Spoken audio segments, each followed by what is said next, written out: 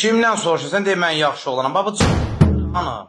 İndi yorma yazılar, bilirsən, elə biri mən, bu qalanı hanı? Son günlərdə Azərbaycanda TikTok platformasında fəaliyyət göstərən bir sıra istifadəçilərin həbsi gündəmdədir. İyulun sonu, avqustun əvvəlində bir-birinin ardınca bir neçə TikToker inzibati qaydada saxlanılıb və məhkəmə qərarları ilə sutqalıq həbs cəzalarına məhkum ediliblər. Bunlar təkcə fərdi hadisələr deyil, daha geniş tendensiyanın, sosial media məzmununa qarşı hüquqi nəzarətin gücləndirilməsinin davamı kimi qiymətləndirilir. Rəsmi məlumatlara və açıq mənbələrə görə son həftələrdə aşağıdakı şəxslər həbs edilir.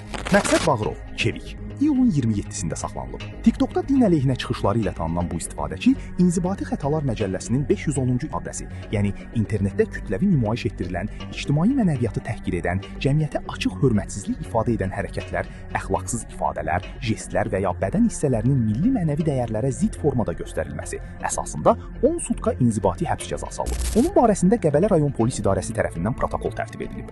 Üzeyir Abbas iyulun 28-də saxlanılıb. Sosial şəbəkələrdə dini inancları təhqir etdiyi iddiası ilə polis tərəfindən həbs edilib. Müjgan Məmmədzadə iyulun 30-da Sabunçu rayonunda saxlanılıb. O da İnzibati Xətalar Məcəlləsinin 510.2-ci maddəsi ilə ittiham olunub və məhkəmə qərarı ilə 10 sutka inzibati həbsə məhkum edilib. Murad Qasımov, yəni Murad Sadə iyulun 30-da saxlanılıb. Cəmiyyətə qarşı açıq hörmətsizlik və ictimai mənəviyyata zidd əməllər törətdiyi iddiası ilə 510.2-ci maddə ilə protokol tərtib edilib. Məhkəmə ona 30 sutka inzibati həbs cəzası verib. Sənur Əzizov avqustun 1-də Səbail rayonunda saxlanılıb. 510.1-ci maddə, yəni xırda xuliqanlıq, ictimai qaydanı pozan, cəmiyyətə açıq hörmətsizlik ifadə edən, lakin zor tətbiqi və ya əmlaka ziyan vurma ilə müşayiət olmayan hərəkətlər əsasında 8 sutka həbs alıb. Deyən bir dənə bu xaraba dünyadan salamat ölüb gedə bilsəydi, o qədər canımız dincələrdi.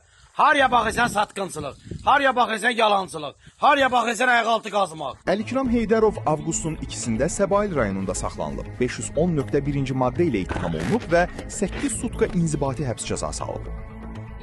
Bu həbslərin hüquqi əsası 2026-cı ilin əvvəlində qüvvəyə minən informasiya, informatizasiya və informasiyanın mühafizəsi haqqında qanuna edilmiş dəyişikliklərlə bağlıdır. Həmin dəyişikliklər internetdə ictimai mənəviyyata təhqir, cəmiyyətə açıq hörmətsizlik, əxlaqsız ifadələr, jestlər və ya bədən hissələrinin milli mənəvi dəyərlərə zidd formada nümayişi kimi məzmunların yayılmasına görə məsuliyyətə cəlb edir.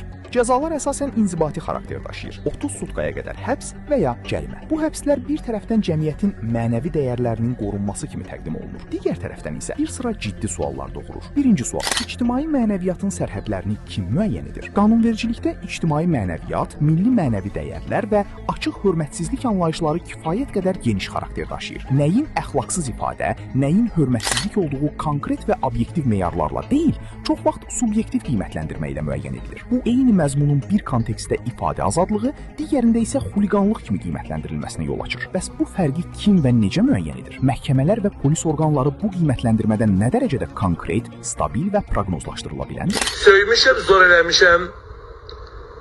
Nə demişəm? 5 dəfə artığını deyirəm, zor eləmişəm. İkinci sual: niyə ayrı seçkilik tətbiq edilir? Son illərdə TikTokda müxtəlif növ məzmunlar, o cümlədən digər dinlərə, etnik qruplara, siyasi məhbuslara, müxalif şəxslərə və digər siyasi mövzulara qarşı sərt ifadələr də yayılır. Lakin bunlara görə nə həbs edilən, nə hansısa formada cəza alan olmuyor. Əgər məqsəd həqiqətən ictimai mənəviyyatı qorumaqdırsa, niyə digər təhqiramiz və ya əxlaqsız adlandırılan məzmunlar eyni dərəcədə qiymətləndirilir? Bu, qanunun tətbiqindəki ayrı seçkilikdən xəbər verir və kimə qarşı, nəyə görə suallarını ortaya çıxarır. Üçüncü sual: bu profilaktik tədbirdir, yoxsa qorxu yaratmaq? İnzibati həbslər qısa müddətlidir, lakin onların təsiri yalnız cəza alan şəxslərlə məhdudlaşmır. TikTokda minlərlə gənc məzmun yaradır. Belə həbslərin ard-arda gəlməsi özünü senzura atmosferi yarada bilər. Gənclər daha ehtiyatlı danışmağa, daha az riskli mövzular seçməyə başlayırlar. Bu isə platformanın yaradıcı və müzakirə potensialını zəiflədir.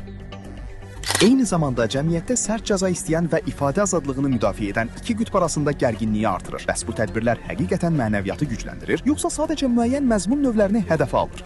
Son günlərin həbsləri bir reallığı açıq göstərir ki, sosial media artıq sadəcə əyləncə platforması deyil, dövlət və cəmiyyət üçün ciddi tənzimləmə obyektinə çevrilir. Mənəvi dəyərlərin qorunması və ictimai qaydanın təmin edilməsi legitim məqsədlər kimi servis edilir. Lakin bu məqsədlərə çatmaq üçün istifadə olunan vasitələrin, xüsusilə inzibati həbslərin ifadə azadlığına, bərabərlik prinsipinə və uzun müddətli sosial təsirlərə nə dərəcədə uyğun olduğu geniş ictimai müzakirə tələb edir.